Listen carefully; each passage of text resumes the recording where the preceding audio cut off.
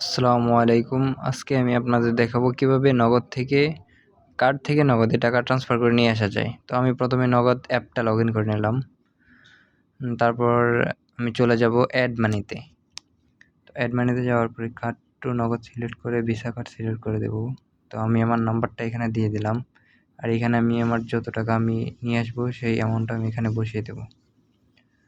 তো অ্যামাউন্ট বসানোর পরে সেট ইমেল আইডি, এটাতে আমার ইমেলটা এখানে বসিয়ে দেব। তারপর চলে যাব প্রসেস।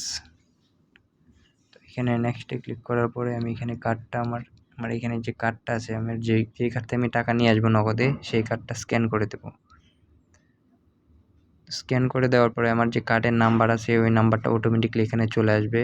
আর এখানে মান্থ অ্যান্ড ইয়ার এই দুইটাই চলে আসবে এখানে অটোমেটিকলি। তারপর আমি এখানে সিবিসিটা এখানে আমি বসিয়ে দেব। বসিয়ে দেওয়ার পরে আমি কার্ড হোল্ডার নেমটা এখানে দিয়ে দেব। তারপর আমি রিমাইন্ডার মি এখানে ক্লিক করব। তো আমার নাম্বারটা যেটা আছে সেটা ভেরিফাই করার জন্য, তো সেই নাম্বারটা আমি এখানে দিয়ে দেব। তো এখানে ভেরিফাই ক্লিক করার পরে আমি আরেকটা পেজে চলে যাব।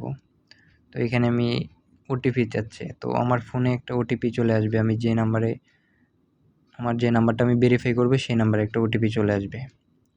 তো আমি এখানে ওটিপি থেকে 6 সংখ্যার কোডটি আমি এখানে বসিয়ে দেওয়ার পরে সরাসরি ওরা নিয়ে যাবে আমাকে কনফার্মেশনের যে ডাস্টবিন, বা আমি যে কোনো কার্ড থেকে নিয়ে আসবো সেই কার্ডের যে কনফার্মেশনের যে পেজটা সেটাতে আমি নিয়ে যাবে। তারপর এখানে ওরা কনফার্মেশন কোড যাবে, যেই কার্ড যেই নাম্বারে করা আছে সেই নাম্বারে কোডটা চলে যাবে।